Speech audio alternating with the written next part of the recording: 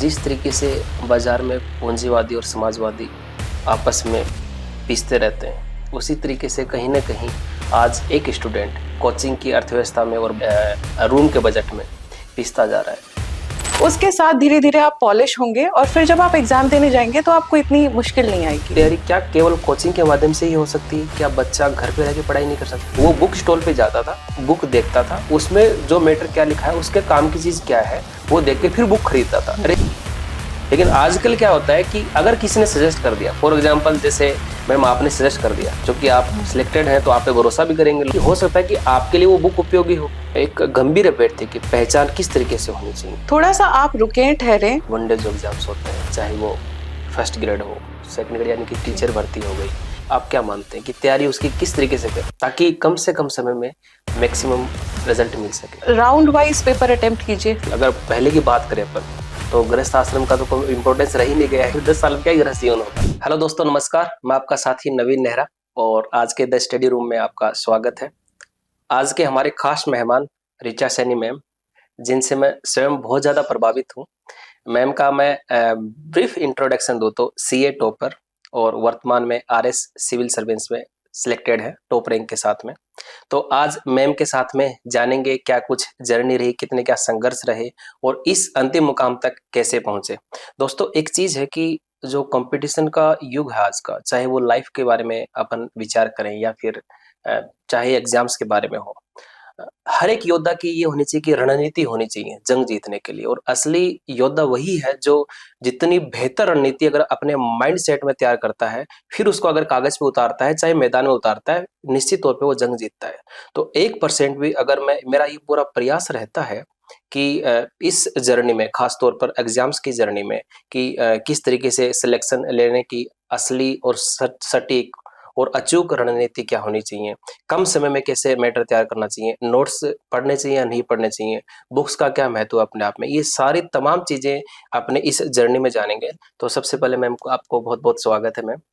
Thank you मुझे यहाँ invite करने के लिए। चूंकि आरएस मेंस की जो एग्जाम्स है वो बहुत नजदीक है, 4 मंथ है, तो आरएस मेंस की आखिरी 4 मंथ की सुपर टॉनिक क्या होनी चाहिए?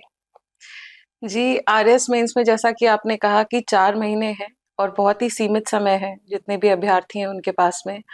इसमें मुझे लगता है जो पेपर 4 है उसकी जो तैयारी है, जैसे कि इंग्लिश ग्रामर, हिंदी ग्रामर, इन्हें हमें रेगुलर बेसिस पे पढ़ना चाहिए, क्योंकि एक घुट्टी नहीं है कि आप एक दिन में ये पी लेंगे और हो जाएगा। तो ये रेगुलर करना चाहिए। इसके अलावा जो पेपर 1, 2 और 3 हैं उन्हें आप वीकली उनको टाइम स्लॉट दें। और एक वीक जब आप पेपर 1 कर रहे हैं तो वीक के एंड में उसका एग्जाम जो हो या फिर कोई मॉक टेस्ट आप दे रहे हैं तो उसका टेस्ट आप जरूर लिखें, क्योंकि उससे जो आपकी पूरे हफ्ते की रिवीजन है वो उस पेपर की हो जाएगी। तो मैम क्या मैं जानना चाहूंगा बीच में आपको कि टेस्ट सीरीज का महत्व इतना लिखने का मेंस जी में? जी बिल्कुल। एक्चुअली टेस्ट सीरीज जो होती हैं वो हमें हेल्प करती है कि हम हमारे आंसर्स को और लोगों के आंसर्स से किस प्रकार से डिफरेंशिएट कर पाएं, क्योंकि सभी सिमिलर बुक्स पढ़ रहे हैं और सभी सिमिलर नोट्स पढ़ रहे हैं। तो ऐसा क्या आप बेहतर करके आएंगे अपनी कॉपी में कि एग्जामिनर आपकी आंसर स्क्रिप्ट को देख के उसका पढ़ने का मन करे। तो जो टेस्ट हैं उनके साथ आप खुद इम्प्रूव करें, अपनी जो हैंड राइटिंग है उस पर काम करें। लेजिबल होनी चाहिए हैंड राइटिंग, पढ़ने लायक हो। आंसर में जहाँ पे भी ज़रूरत हो वहाँ आप फैक्ट्स डालें, इंपॉर्टेंट बुलेट्स में डालें या फिर पैराग्राफ फॉर्म में डालें। एंड मैप्स इनकलकेट करें ज्योग्राफी में, एग्जाम्पल्स डालें एथिक्स के पेपर में। तो ये सब चीज़ें विद प्रैक्टिस आती हैं, तो आंसर राइटिंग इसलिए बहुत इंपॉर्टेंट हो बहुत जाती जरूरी है। है। यानी कि फोर्थ पेपर के साथ में जो फर्स्ट, सेकंड और थर्ड पेपर है उनको भी बराबर वेटेज के साथ में कंटिन्यू करना है बिल्कुल आपको। बिल्कुल बिल्कुल। तो मैम अभी जैसे आरएस 2023 का जब रिजल्ट आया तो मैं स्वयं चौंक गया था। मैंने स्टूडेंट के बारे में वीडियो भी बनाया कि जिस तरीके से जो चीजें हुई थी उसमें वो एक अलग मुद्दा है, लेकिन कट ऑफ इतनी कम रहने का मतलब, लोग सोच रहे थे कि जो ये प्लान करके सोच रहे थे, वो जो पिछले हर बार सिलेक्ट होके आ रहे थे, मेरे काफी सारे मित्र थे, फिर भी उनका इस बार सिलेक्शन नहीं हुआ 262 मार्क्स में भी। तो आरपीसी कहीं ना कहीं अपना ट्रेंड चेंज कर रही है। मेरे को एक मैसेज भेजा स्टूडेंट ने कि सर या तो आरपीएससी अपना ट्रेंड चेंज करे या फिर हम गलत समय पर पैदा हो गए।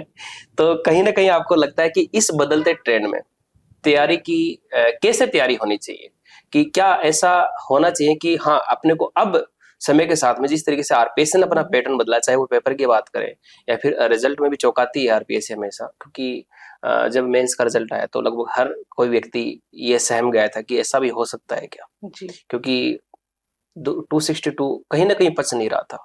और इवन ये था कि जो पेपर आया था 2023 का, उसमें भी एक ये चीज थी कि 2018 और 21 में सीधे सीधे पेपर आए थे, यानी कि जो तोते की तरह रट रहा था तो उसने तो कर दिया, लेकिन जब एनालिटिकल जैसे ही आ गए, क्वेश्चन आ गए, तो वहां पर बच्चा सहम गया, फिर लिखे कैसे। तो क्या तैयारी की रणनीति में बदलाव होना चाहिए समय के साथ में? वर्तमान में पेपर का जो पैटर्न है उसके बारे में आप क्या कहेंगे? फर्स्ट ऑफ ऑल तो मैं ये कहूंगी कि पेपर के चेंजिंग ट्रेंड से आप लोग बिल्कुल भी मत घबराइए, and it is for your good कि पेपर अगर पैटर्न बदल रहा है तो वो अच्छी बात है, क्योंकि जब हम फील्ड में भी होते हैं तो बहुत सारी ऐसी अनफोर्सीन सर्कमस्टांसेस आती हैं, तो वहां पर भी आपको अंडर प्रेशर काम करना पड़ेगा। तो यदि आप एक एग्जाम में ऐसे एग्जाम में पास हो रहे हैं जहाँ पे ट्रेंड बदला है, तो बहुत प्रोबेबिलिटी है कि आप फील्ड में भी एक अच्छे एडमिनिस्ट्रेटर साबित होंगे। तो इसलिए बदलते पैटर्न से बिल्कुल भी नहीं घबराएं। अच्छा, आंसरिंग योर क्वेश्चन की इसकी प्रिपरेशन कैसे की जाए? कैसे की? देखिए, सेम सेट ऑफ बुक्स हैं, नोट्स जो आप पढ़ते हैं वही पढ़ें, पर ये कि जो नॉलेज आप गेन करते हैं पहले, क्योंकि सिंपल क्वेश्चंस आते थे, डायरेक्ट क्वेश्चंस आते थे, तो हमें पेपर आंसर करने में बहुत आसानी होती थी। अब क्योंकि पेपर एनालिटिकल आता है या कुछ बहुत एक्सट्रीमली फैक्चुअल क्वेश्चंस आ जाते हैं, तो हम लोग घबरा जाते हैं। जो एक्सट्रीमली फैक्चुअल है, देखिए वो अगर आपको नहीं आ रहा है, आप सीरियस कैंडिडेट है, तो वो किसी को भी नहीं आएगा। पर जो एनालिटिकल क्वेश्चंस हैं उनको आप with test series, with practice, आप गाइडेंस लीजिए अपने टीचर्स का, फ्रेंड्स को इन्वॉल्व कीजिए, फ्रेंड्स से आंसर्स पे आप टिप्पणी लीजिए कि भाई कैसा आंसर है। डिस्कशन का भी इसमें जी, बहुत ज्यादा group importance discussion is very important. है। और एनालिटिकल क्वेश्चंस इनफैक्ट एक बहुत अच्छा सोर्स है मार्क्स गेन करने का, क्योंकि आप उनमें जितने आयामों को टच करेंगे उतने ही आप ज्यादा अच्छे ज्यादा मार्क्स फेच हाँ, करेंगे। वो प्रभाव भी पड़ता है जी एक एग्जामिनर के ऊपर, क्योंकि हर एक आयाम को टच करेंगे तो कहीं ना कहीं उसको ये लगेगा कि जी वास्तव में स्टूडेंट पढ़ क्या है, केवल रटी रटाई चीजें जी नहीं है। बिल्कुल। और ये चीजें दिखाई दी, इस पर कॉपी चेकिंग में भी ये चीजें दिखाई, जी, जो मार्किंग थी वो बहुत कम हुई वो इसीलिए हुई है क्योंकि हम एक तरीके से पढ़ते जा रहे थे, और अब क्योंकि पैटर्न बदल गया है तो हम करंट की चीजों को, है। जो पूछा वो लिखा ही जी, नहीं। हम टू द पॉइंट नहीं लिख पा रहे हैं, हम क्वेश्चंस का आंसर नहीं कर पा रहे ठीक से। मैम, नोट्स बेहतर है बुक, आप क्या मानते हैं? Mix of both. जो स्टैंडर्ड बुक्स हैं वो तो हम अवॉइड नहीं कर सकते हैं, जैसे कि पॉलिटी में एम लक्ष्मीकांत हम पढ़ते हैं, या फिर मॉडर्न इंडियन हिस्ट्री में स्पेक्ट्रम पढ़ी जाती है, तो दे आर बाइबल, वो तो आपको पढ़नी पड़ेंगी। रेस्ट जो ये नोट्स का कल्चर है, मुझे लगता है कि जो एक सीरियस कैंडिडेट है उसे सिर्फ नोट्स पर नहीं डिपेंड होना चाहिए, थोड़ा होमवर्क उसे खुद को भी करना चाहिए, क्योंकि जैसा कि हम देख रहे हैं कि पेपर में अनएक्सपेक्टेड चीजें भी आने लगी हैं। तो जब तक आप खुद से पर्सनलाइज्ड होकर इन्वॉल्व नहीं होंगे तैयारी में, तब तक वो चीज आप कैप्चर नहीं कर पाएंगे। जी तो इसलिए मुझे लगता है कि नोट्स अगर आप किसी के रेफर भी कर रहे हैं तो साथ में खुद का होमवर्क भी जरूरी है। तो it's a mix of both books and notes. जिस तरीके से बाजार में पूंजीवादी और समाजवादी आपस में पिसते रहते हैं, उसी तरीके से कहीं ना कहीं आज एक स्टूडेंट कोचिंग की अर्थव्यवस्था में और रूम के बजट में पिसता जा रहा है। तो मैं ये मानता हूँ कि क्या आरएस की जैसे एग्जाम्स की तैयारी, जो सब्जेक्टिव एग्जाम्स है, यानी कि सिविल सर्वेंट चाहे आईएएस हो या आरएस हो, तो इनकी तैयारी क्या केवल कोचिंग के माध्यम से ही हो सकती है? क्या बच्चा घर पे रह के पढ़ाई नहीं कर सकता है? आप क्या मानते हैं? देखिए, ये एक बहुत ही सब्जेक्टिव डिस्कशन है, और ये एक पर्सनल प्रेफरेंस है कि आप कोचिंग्स लेने में कंफर्टेबल हैं या आप खुद से भी तैयारी कर सकते हैं। कोचिंग्स लेने के फायदे ये हैं कि एक एग्जाम, जैसे कि आप इन्हीं आरएस के एग्जाम को ले लीजिए, इसमें बहुत सारे सब्जेक्ट्स हैं, हमने ग्रेजुएशन में इनमें से कुछ सब्जेक्ट्स कहीं पढ़े होंगे, पर कोचिंग आपको एक तरीके से प्रोग्राम कर देती है पर्टिकुलरली फॉर दैट एग्जाम, तो आपकी प्रेपरेशन थोड़ी आसान हो जाती है, आप उसी सब्जेक्ट को एक नए तरीके से पढ़ने लगते हैं, which is very contemporary to the pattern of exam. तो पहला तो फायदा ये कोचिंग जाने का। दूसरा ये कि क्योंकि आप रेगुलरिटी मेंटेन कर रहे हैं तो आपकी प्रेपरेशन में कंसिस्टेंसी आ जाती है। एंड थर्ड थिंग इज कि आप जो चीजें आप टाइम लेके सीखते वो आप जल्दी सीखने लगेंगे विद कोचिंग, क्योंकि you have a guide with you, you have a teacher to teach you those things. And मुझे लगता है कि कंप्लीटली कोचिंग पर नहीं डिपेंड होना चाहिए, खुद से भी आपको इन्वॉल्व होना पड़ेगा तैयारी तो में। सेल्फ स्टडी का इम्पोर्टेंस है कुछ? जी बिल्कुल है। आजकल तो जिस तरह के पेपर्स आ रहे हैं, आपको कोचिंग में बेसिक्स पढ़ाए जाते हैं, so never completely depend upon your coaching. 100% आप डिपेंड नहीं हो सकते। वहां पे they will prepare you with the basics. फिर उस नॉलेज को आप किस तरीके से अप्लाई करेंगे, that depends on how many test papers you are attempting, mock test papers. उसके साथ धीरे धीरे आप पॉलिश होंगे और फिर जब आप एग्जाम देने जाएंगे तो आपको इतनी मुश्किल नहीं आएगी। तो it is basically knowledge, basic वही है। It's just the application part which needs to be worked upon. Ma'am आज का युग जो कि डिजिटल युग है जी और औद्योगिक क्रांति 4.0 लगभग कंप्लीट हो चुकी है, 5.0 की तरफ बढ़ रही है। जैसा कि नरेंद्र मोदी जी ने अपने भाषण में कहा था कि अब भारत अर्थव्यवस्था में बहुत आगे जाने वाला है। तो वो एक अलग मुद्दा है, लेकिन मैं ये जान रहा हूँ कि पिछले कुछ समय से, जब से ये कोरोना का जो टाइम पीरियड खत्म हुआ है, उसके बाद में एक स्टूडेंट हर कोई चीज यूट्यूब पे आसानी से मिल जाती है जी और चकाचौंध का बाजार है, तो हर कोई अपना मटेरियल बेच रहा है और बेचना भी जरूरी है। लेकिन अभी जो पहले क्या होता था ना कि जो स्टूडेंट था, गंभीर अभ्यर्थी जो था, वास्तव में वो बुक स्टॉल पे जाता था, बुक देखता था, उसमें जो मैटर क्या लिखा है, उसके काम की चीज क्या है, वो देख के फिर बुक खरीदता था। अरे ऐसे बहुत से लोग थे, मेरे बहुत साथी थे। लेकिन आजकल क्या होता है कि अगर किसी ने सजेस्ट कर दिया, फॉर एग्जाम्पल जैसे मैम आपने सजेस्ट कर दिया, क्योंकि आप सिलेक्टेड हैं तो आप पे भरोसा भी करेंगे लोग, और करना भी चाहिए क्योंकि आप उस प्रोसेस में आगे आए हैं और सफल भी हुए हैं उस एग्जाम में। तो आपने कह दिया कि ये चीज, ये नोट्स या बुक पढ़ लो, और मार्केट से वो बच्चा लेके आ जाता है। तो कहीं ना कहीं कई बार ये लगता है कि हो सकता है कि आपके लिए वो बुक उपयोगी हो, लेकिन कई बार क्या होता है कि स्टूडेंट के लिए उपयोगी नहीं हो पाता है। हो सकता है आपने जो नोट्स पढ़े हैं, जरूरी नहीं है कि वो दूसरा स्टूडेंट वही सेम नोट्स पढ़े। तो आप क्या मानते हैं कि एक बुक और नोट्स के चुनाव में एक गंभीर अभ्यर्थी की पहचान किस तरीके से होनी चाहिए? देखिए, बुक्स और नोट्स का जो चुनाव है ये आपको करना चाहिए। सबसे पहले तो अपना सिलेबस अच्छे से पढ़ें कि आपके सिलेबस में क्या चीजें दे रखी हैं। आपको अपना सिलेबस मोटे तौर पर याद होना चाहिए कि ये चीजें हैं। इसके अलावा आप पास्ट ईयर के ट्रेंड्स को देखें कि किस तरह के क्वेश्चंस पूछे जा रहे हैं, और ऐसे नहीं कि बस किसी ने बता दिया और हमने जाके परचेज कर लिया। थोड़ा सा आप रुकें, ठहरें और देखें कि हम जो मटेरियल खरीद रहे हैं उसका एनालिसिस करें। जब आप स्टोर पे जाते हैं तो उसे दें 10-15 मिनट, एक बार देखें सरसरी निगाह से कि इसमें वो सारे टॉपिक्स कवर हो रहे हैं, कितनी इन डेप्थ कवर हो रहे हैं और कितना रेलेवेंट मटेरियल है। फिर ही आप उसको परचेज करें। इस तरीके से परचेज करना वो आपका वेस्टेज ऑफ मनी और वेस्टेज ऑफ टाइम भी होगा, क्योंकि जब आप इवेंचुअली रीड करेंगे और उसमें से आप आउटपुट इतना नहीं निकाल पाएंगे तो you would feel sorry for yourself कि मैंने ये क्यों खरीदा। तो कहीं ना कहीं इम्पोर्टेंस ये है कि एक कुछ भी खरीदो आप, किसी के कहने से, मेरा ये मानना कि एक बार आप उसको पढ़ लेना जरूर चाहिए कि क्या वास्तव में उपयोगी है या नहीं। अपने फ्रेंड्स से पूछे, सीनियर्स से पूछे इस बारे में, 2-5 जगह से। ऐसा नहीं कि किसी पे भरोसा कर लिया, चलो ठीक है वो चीज है, लेकिन ये चीज होनी चाहिए व्यक्ति के अंदर, क्योंकि अगर ये चीज की पहचान हो गई कि मैटर कौन सा ज्यादा उपयोगी है मेरे लिए, तो फिर मैं मानता हूँ फिर एग्जाम में सिलेक्शन लेना कोई बड़ी बात नहीं है। देखिए, ये एडमिनिस्ट्रेटिव सर्विसेज के जो एग्जाम्स होते हैं, and for that matter any exam, इसमें आपको सिर्फ एक टीचर गाइड कर सकता है, बट उस एग्जाम में पास करना it is solely your responsibility. अगर आप फेल हो जाते हैं तो आपकी जिम्मेदारी लेने के लिए there would be no one. ठीक है, वो फेलियर की भी जिम्मेदारी आपकी होगी। तो इसलिए प्रिपेयर वेरी वेल और बहुत अटेंटिव रहें कि आप क्या पढ़ रहे हैं।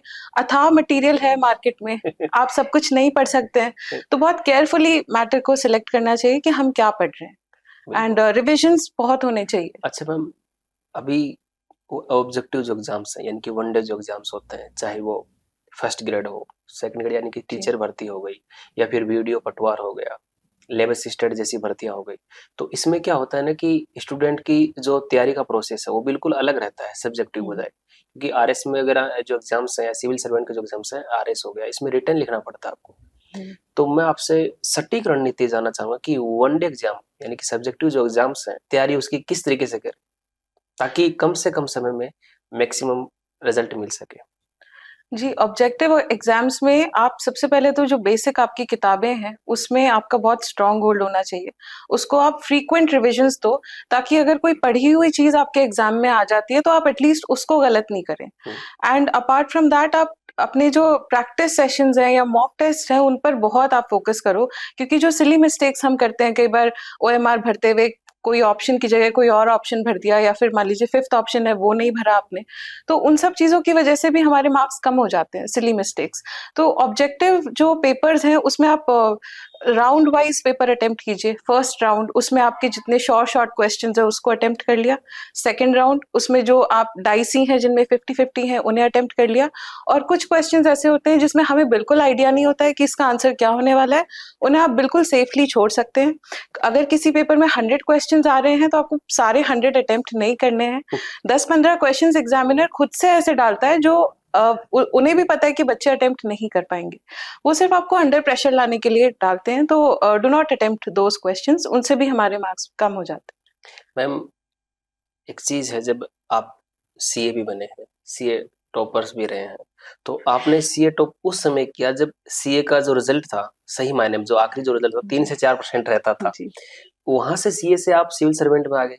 तो आपने कहीं ना कहीं, ऐसा नहीं है कि सीए जैसी एक बड़ी प्रोफेशनल जो जॉब होती है, पैसा भी अच्छा है और काम भी आप आराम से बढ़िया खुद का कर सकते हैं अच्छे से, तो आप आरएस क्यों बने? आरएस के लिए क्यों सोचा आपने और कब सोचा? ये एक्चुअली सिविल सर्विसेज जो है, जैसा कि हम सभी जानते हैं कि बहुत सोशल प्रेस्टिजेस के साथ में अटैच होती है, बहुत जिम्मेदारी वाली नौकरी है, लीडरशिप कैपेबिलिटीज चाहिए और एक साउंड इंटेलिजेंस इसके लिए चाहिए। और मुझे लगता है कि बदलते वक्त के साथ में एक्सपर्ट्स का एडमिनिस्ट्रेशन में आना भी जरूरी है। तो हम जैसे कि देख रहे हैं कि डायनेमिक्स चेंज हो रहे हैं, तो इसलिए आई फील कि एक प्रोफेशनल डिग्री के साथ में एडमिनिस्ट्रेशन में मैं आई हूँ, तो उसके बहुत से फायदे होंगे मेरे लिए भी पर्सनली, और गवर्नमेंट के लिए भी, और पब्लिक के लिए भी, जनरल पब्लिक के लिए भी। एंड क्योंकि हमेशा से मेरा लीडरशिप में एक इंटरेस्ट था, एक क्वालिटी थी लीडरशिप की, और ये पोस्ट इसके साथ, क्योंकि आप इतने सारे लोगों की लाइव्स में चेंज ला सकते हैं, जो डिप्राइव्ड सेक्शंस ऑफ सोसाइटी हैं, आप डायरेक्टली उनकी एफिशिएंटली मदद कर सकते हैं because you are part of government. तो वो चीज मुझे बहुत प्रभावित करती थी इन सर्विसेज के लिए। तो एक सीए टॉपर से मैं ये उम्मीद कर सकता हूँ कि आरएस में कुछ बेहतर करेंगे? जी बिल्कुल। अभी मेरी पोस्टिंग कोऑपरेटिव बैंक में है और वहाँ पूरा बैंकिंग का काम है। हम लोन्स डिस्ट्रीब्यूट करते हैं जो शॉर्ट टर्म लोन्स हैं। तो हम directly we are very much connected with the rural folklore.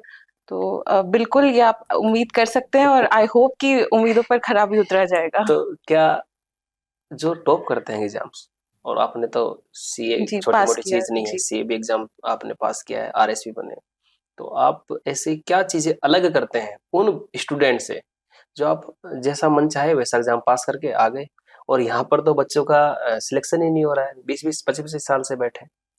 तो आपकी जी सही रणनीति क्या थी दोनों एग्जाम को करेक्ट करने के लिए? देखिए, सबसे पहले तो आपके दिमाग में क्लैरिटी होनी चाहिए कि आज से 5 साल बाद आपको कहाँ जाना है, आप खुद को कहाँ देखते हो, ठीक है। उसके बाद में आपको ये डिसाइड करना होगा कि आप वहाँ किस तरीके से पहुंचेंगे। उसके लिए आपको खुद की जो लाइफ है या खुद के गोल्स को बाकी चीजों से प्रायोरिटाइज करना पड़ेगा। मुझे नहीं लगता कि आप बैलेंसिंग, हम बोलते हैं ना, बैलेंस कर लेंगे पर्सनल प्रोफेशनल लाइफ। पर पढ़ाई के साथ आपको सिर्फ पढ़ाई करनी पड़ेगी, एटलीस्ट आपके इनिशियल ईयर्स में, जब आप 18 से 25 या 24 साल तक के हैं तब तक वो एक फोकस होना बहुत जरूरी है। दूसरा ये कि जो आप पढ़ रहे हैं वो आप पढ़ें, रिवाइज करें बार बार, और खुद में कॉन्फिडेंट रहें कि मैं जो पढ़ रहा हूँ वो सही पढ़ रहा हूँ, बाकी लोग भी पढ़ रहे हैं पर मैं भी पढ़ रहा हूँ। ऐसा नहीं अच्छा। कि बाकी ही लोग पढ़ रहे हैं और मैं बस पढ़ रहा हूँ, पता नहीं क्या पढ़ रहा हूँ, वो नहीं होना चाहिए। तो एक सेल्फ कॉन्फिडेंस होना बहुत जरूरी है। बच्चे अक्सर इसमें लैक कर जाते हैं, सेल्फ कॉन्फिडेंस में। बिल्कुल। तो वो तो जरूरी है। मैम, आज चूंकि वैदिक संस्कृति में जब अपन बात करें तो आश्रम व्यवस्था का जिक्र आता है, और उसमें एक व्यक्ति के जीवन को 4 भागों में बांटा है। हम्म, उसमें जो शुरू के 25 वर्ष होते हैं वो ब्रह्मचर्य आश्रम में होते हैं। तो अभी आज का युवा क्या है कि जो तैयारी करने का जो समय है वो लगभग 40 साल तक चला गया है। लोग 18-20 साल से तैयारी करना शुरू करते हैं और 35-40 साल तक भी सिलेक्शन नहीं होता है, कई बार हताश हो जाते हैं, और बहुत से लोग ये है कि कुछ गलत कदम भी उठा लेते हैं। जी तो आप क्या मानते हैं कि आज का जो युवा है, क्योंकि अगर पहले की बात करें अपन, तो गृहस्थ आश्रम का तो कोई इम्पोर्टेंस रह ही नहीं गया है, क्योंकि 50 साल तक तो वहीं चला गया है, वहां जी तक 40 जी साल तक तो चला गया, फिर 10 साल में क्या गृहस्थ जीवन होगा। तो कहीं ना कहीं क्या व्यक्ति के हर जीवन में केवल पढ़ाई और जो भी इम्पोर्टेंट है वो भी सरकारी नौकरी, क्या इसके अलावा और कोई रास्ते नहीं है? कि अगर गवर्नमेंट जॉब के बजाय अपन जाना चाहें तो कौन कौन से ऐसे सेक्टर हैं, या फिर केवल गवर्नमेंट जॉब के लिए तन मन धन से लग जाना चाहिए, चाहे चाहे जब हो, यानी कि 40 साल तक भी कोई बहुत सी चीजें मिस नहीं कर सकता है, कर देता है व्यक्ति अपने जीवन में। जी बिल्कुल। एक जैसा कि आपने बताया कि डिफरेंट आश्रम्स हमारे वेदों में बताए गए हैं और ये बहुत सही फिलॉसफी है जिंदगी को जीने की भी। तो आप एक लिमिट खुद के लिए सेट करें कि हाँ मैं इस लिमिट तक या इस एज तक मैं गवर्नमेंट एग्जाम्स के लिए प्रिपेयर करूंगा। नहीं होता है कोई बात नहीं, बहुत से ऑप्शंस है। Now coming to those options, आप खुद का बिजनेस कोई लॉन्च कर सकते हैं, नहीं तो there are a lot of opportunities in the private sector too. तो अगर आपके पास कोई अच्छी डिग्री है तो आप प्राइवेट सेक्टर में ट्राई कर सकते हैं, या फिर कोई स्पेशलाइज्ड डिग्री आप ले सकते हैं, उसके लिए आप कोशिश कर सकते हैं। तो सिर्फ हम ये सोच के चले कि नहीं सरकारी नौकरियां ही एक ऑप्शन है, तो वो जो एक सोच है वो थोड़ी सी ठीक नहीं है, वो हमें बदलनी होगी। और अभी तो गवर्नमेंट भी इतना प्रमोट कर रही है to have businesses in our country, तो ये सब ऑप्शंस अवेलेबल है। तो मैम चूंकि जो युवा है अपना एक बहुत बड़ा हिस्सा सिर्फ लाइब्रेरी में गवा देता है तो आप क्या मानते हैं कि अच्छा, मेरा एक पर्सनल क्वेश्चन भी रहता है दिमाग में कि व्यक्ति लाइब्रेरी जाने से क्या वास्तव में जॉब लगता है, क्या घर पे रह के पढ़ाई नहीं हो सकता? लाइब्रेरी कितना जरूरी है सरकारी नौकरी के लिए? लाइब्रेरी आई डोंट रियली, मतलब मुझे नहीं लगता कि लाइब्रेरी जाकर ही आपको सिलेक्शन मिल सकता है, क्योंकि मैं पर्सनली कभी लाइब्रेरी नहीं गई, क्योंकि मुझे लगता था कि मैं पर्सनली खुद अलग से पढ़ूंगी तो मैं ज्यादा अच्छे से पढ़ पाती थी, रिलैक्स्ड होकर पढ़ पाती थी।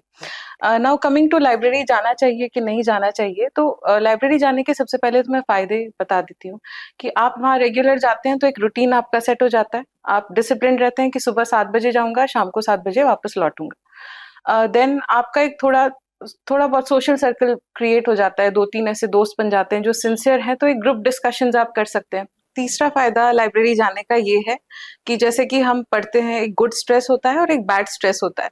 तो जब आसपास आप देख रहे हैं कि सब लोग पढ़ रहे हैं तो एक वो गुड स्ट्रेस का लेवल क्रिएट होता है और उससे भी हमारी प्रोडक्टिविटी ज्यादा बनती है।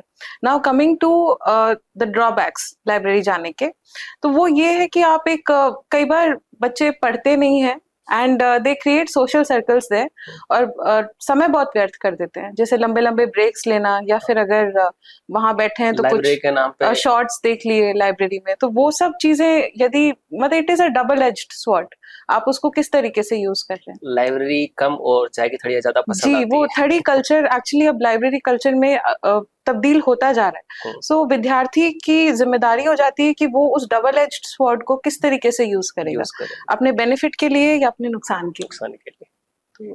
तो एक स्टूडेंट का मेरे पास मैसेज आया था, रात को ही मैसेज आया था मेरे पास में, तो मैं आपसे वो भी शेयर कर ही देता हूँ कि सर कितना भी पढ़ लो लेकिन याद कुछ नहीं रहता है। थोड़ा बहुत एग्जाम हॉल तक ऐसा लगता है कि थोड़ा बहुत कुछ कर पाऊंगा, लेकिन जैसे ही एग्जाम हॉल में जाता हूँ सब कुछ भूल जाता हूँ, कुछ भी याद नहीं आता है। तो आप क्या मानते हैं, मतलब ऐसा कोई जड़ी बूटी बताइए कि सब कुछ याद रह जाए एग्जाम हॉल तक, क्या करना चाहिए? जी देखिए, एग्जाम हॉल में जब जाते हैं तो ऑफ कोर्स इतना स्ट्रेस होता है कि हमें लगता है कि हमें कुछ भी याद नहीं है, पर ऐसा नहीं होता। आपकी मेमोरी में, क्योंकि आप एक अच्छे सीरियस विद्यार्थी हैं, आप साल भर से तैयारी कर रहे हैं, तो आपके ऑफ कोर्स आपके ब्रेन में सब चीजें रिटेन रहती हैं। मगर ये है कि हम सब कुछ भी याद नहीं रख सकते हैं। सपोज हम कुछ पोर्शन छोड़कर आ गए हैं और हम उसकी वजह से ही स्ट्रेस में आ रहे हैं कि अरे वो 80% तो पढ़ लिया पर वो 20% हमारा रह गया। तो यदि हम उस 20% का स्ट्रेस लेके और उस 80% वाली परफॉर्मेंस को भी डाउनग्रेड कर दें तो वो चीज ठीक नहीं है। बाकी एग्जाम से जस्ट पहले, जैसा कि मैंने अभी पॉडकास्ट के दौरान भी बताया कि हैंड रिटन नोट्स जो होते हैं उनकी उपयोगिता बहुत होती है। एग्जाम से जस्ट पहले आप मोटी मोटी किताबें नहीं रिवाइज कर सकते हैं, तो जो कॉन्सेप्ट्स आपको डिफिकल्ट लगते हैं, याद नहीं रहते हैं, उन्हें आप कहीं पे पेन डाउन कर लीजिए। एंड प्रेफरेबली मैं ये कहूंगी कि खुद की हैंड राइटिंग में, क्योंकि जो चीज आप खुद की हैंड राइटिंग में लिखते हैं वो आपको ज्यादा याद रहती है। ओके मैम, मेरा आखिरी क्वेश्चन आपसे ये रहेगा कि आरएस की तैयारी के दौरान जी या कोई भी गवर्नमेंट एग्जाम्स की तैयारी के दौरान 3 ऐसी गलतियां जो एक विद्यार्थी जीवन में नहीं करनी चाहिए आपके अनुसार? विद्यार्थी कंसिस्टेंट नहीं रहते हैं, बहुत जल्दी रिजल्ट्स आने की उनको रहता है कि फटाफट हम, जी, बहुत परसिवरेंस रखनी चाहिए, बहुत धैर्य रखना चाहिए। दूसरा ये कि रिविजन्स बहुत होने चाहिए, और आपको एग्जाम के अकॉर्डिंग पढ़ना चाहिए, ठीक है। ये जो एग्जाम्स होते हैं, ये यूनिवर्सिटी के एग्जाम्स नहीं है, पैटर्न अलग होता है, तो आपको अपनी तैयारी को उस तरीके से मॉड्यूलेट करना चाहिए। तो मेरे हिसाब से ये 3 चीजें कहीं ना कहीं बच्चे उसमें कमी छोड़ देते हैं। Okay ma'am, thank you. तो आज के मैम के सेशंस में आपने बहुत सी चीजें जानी। कुछ बातें जो आपके दिमाग में अब भी अगर शेष हैं तैयारी के दौरान, कि एक्चुअल में अगर आप तैयारी कर रहे हैं तो कौन कौन सी ऐसी मिस्टेक्स हो रही हैं, या फिर तैयारी के दौरान कौन कौन सी ऐसी चीजें हैं जो होनी चाहिए लेकिन आपसे मिस हो रही हैं, तो आपके कोई भी अगर ऐसा कोई क्वेश्चन है तो आप कमेंट बॉक्स क्वेश्चन कर सकते हैं कमेंट बॉक्स में, उसका आंसर पूरा देने का प्रयास करेंगे। और हो सकता है कि आपके जो क्वेश्चंस हैं अगले पॉडकास्ट में मैम के साथ में साझा हो जाए। तो मैम आपका बहुत बहुत धन्यवाद। Thank you. ठीक है दोस्तों, नेक्स्ट कड़ी में द स्टडी रूम के में अगली बार मिलते हैं किसी नए सेशंस के साथ में। हाँ, और आप अगर आपको कोई भी सेशंस पसंद आता है तो आप प्लीज लाइक और कमेंट जरूर कर दीजिए। साथ में अगर आपको अगला जो सेशंस है किसके ऊपर चाहिए आपको द स्टडी रूम पर, तो आप जरूर आप कमेंट बॉक्स में कर सकते हैं।